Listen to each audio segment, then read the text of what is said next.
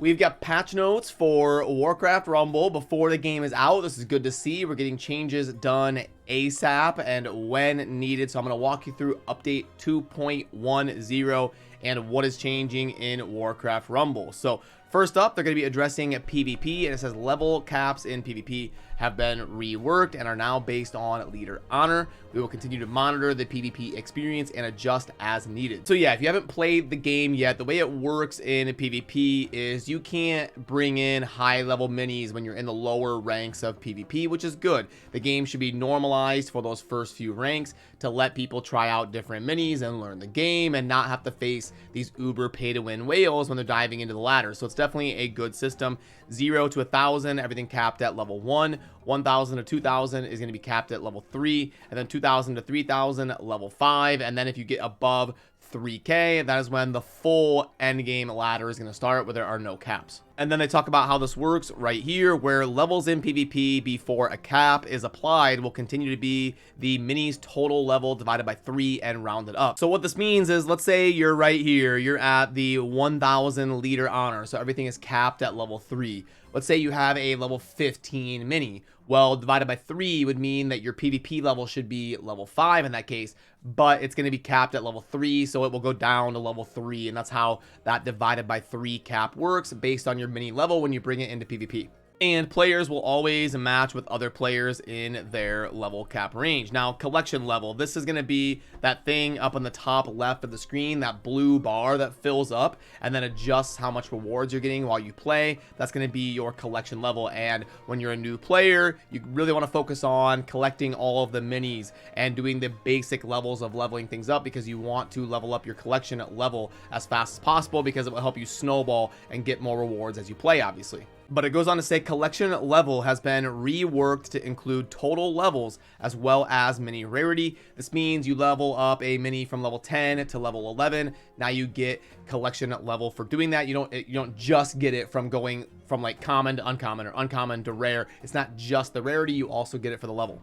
But the rarities are going to be worth significantly more points, as you get 5 per rarity and then 1 per mini level up. And then we have some changes to a couple of the leaders. Blood Mage Thalnos, levels gained from Dark Ritual, now cap at 10. Dark Ritual is going to be when he's gaining levels while on the battlefield if spells are played. So if we go here and we look at leader ability, Dark Ritual. Let me slide that over a little bit so you can read the full thing. But right here, Dark Ritual, Thanos gains 1 level for each spell you play until death. So what this meant is, if you kept him alive for a super long time in a cheap cycle deck with some spells in it, you could get him to like level 20 or something. So they're just putting a cap on that, so you can only gain 10 levels from this Dark Ritual spell synergy ability. And then also Sneed getting some changes, where the land grab talent now also caps at level 10, and land grab will now only trigger from Sneed's leader ability, Sneed before greed, instead of all non-passive gold gains. So let's break this down. Land grab levels now capped at level 10.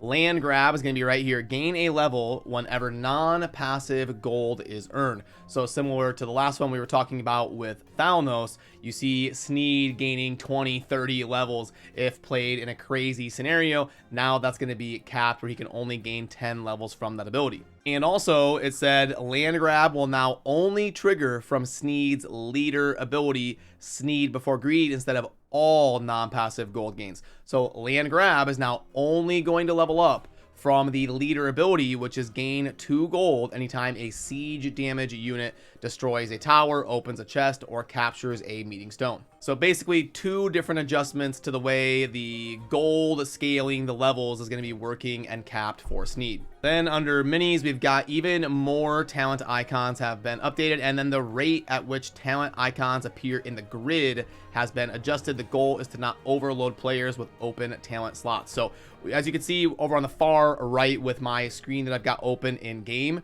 right here, if it's got an icon like on the Murloc right here, you've got this icon for the tip of the spear talent. What they're going to be doing is adjusting how often those show up in the shop, because if you've got a lot of talent slots open in your roster, then you'd end up with something where 4 or 5 of these are talents instead of minis. So they're just going to be scaling that back a little bit.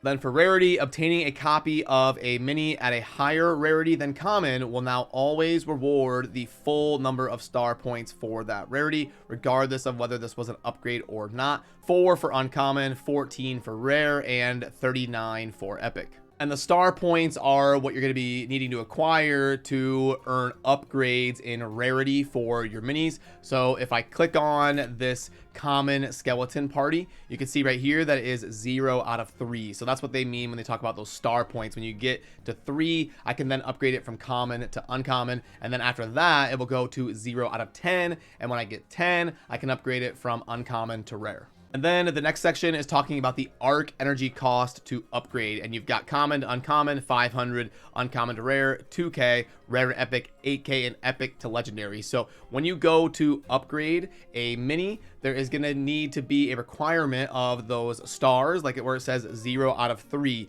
When I get to 3 out of 3, it will let me upgrade this skeleton party from common to uncommon. And there will also be an arc energy cost associated with that. So you got to hit the star power, and then you have to have the arc energy available to upgrade it. And you can see this when you click up in the top right. Right now I have 13,100 of this arc energy to upgrade my minis. Then under army player chosen army upgrades, the bottom row can now be re-rolled immediately after obtaining them. Previously, this required an upgrade in each bottom row slot first.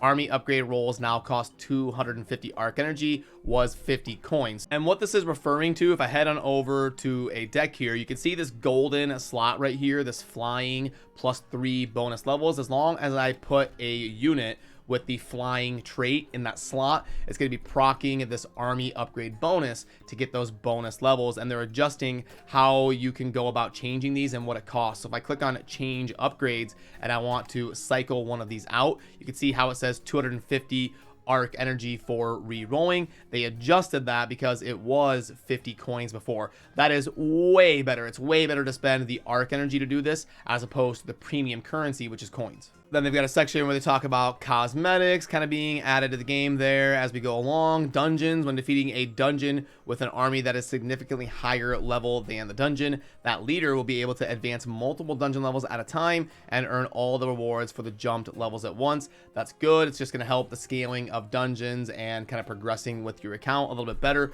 Leaders can advance up to 3 levels at a time until the dungeon reaches 2 levels below their average army level, rounded up. Rewards for the jumped levels will be granted upon beating the final boss of the dungeon. Dungeons have a variety of new relics to choose from, including relics that affect towers. Delve into the dungeon to discover them all. So when you're doing dungeon runs in game, I actually can't show you right now because my dungeons are bugged. I'm in the middle of a dungeon run and I can't do anything. It's just flat out like when I claim the reward, it says something went wrong. I can't cancel the dungeon. I can't abolish it. I can't lose on purpose. I can't do anything. It's just stuck. So I kind of have to wait this 11 hours and 51 minutes until it resets and automatically closes the dungeon. I've reported this to Blizzard internally and showed them my bug. It's on both iOS and Android. So unfortunately, I can't show you some of this stuff that's being talked about in terms of these different traits that unlock as you're going through dungeons. But what it does is it gives you 3 choices to choose from for like certain bonuses you'll have for your army or your towers or whatever, and then you pick which one kind of fits your play style that you're going with while you're trying to clear that dungeon. A dungeon is just 3 stages that you go through, and then at the end you get a bonus to the leader that you were using to clear that dungeon. Really Big Candle is one of those dungeon talents where it now increases your kobold's level by 20 down from 25 and correctly applies to only kobolds. So the kobold is going to be your miner that costs 1, that's automatically in your deck, that goes around hammering on those gold veins to get gold income for you. And what this was something that would help you scale up the level of your kobold. Then dungeon relic choices for each particular leader and level now naturally re-roll each day. Missing sigils are now re-earnable by replaying the corresponding campaign missions. That's great. Many other issues have been addressed and adjustments have been made. So yeah, all in all, pretty good changes here in update 2.10. I don't really disagree with any of this. I think it's kind of good to notice these over-capped things like Blood Mage, Thalnos, and Sneed, and probably put a cap on them. I mean, if they're getting 10 levels, that's still insanely strong. They don't need to get 20 or 30. So I think that makes sense. And then adjusting some of the talent type stuff and some of the upgrades, and also getting the mini levels to apply to your collection level is super important. So yeah, that's update 2.10, and the game releases really soon. Here in about 5 days, it will be global launch time for Warcraft Rumble. So if you made it this far in the video, it would mean a lot to earn your subscription today, as I've got a lot more Warcraft Rumble content coming your way. I appreciate all of you. Have a good rest of your day. Peace.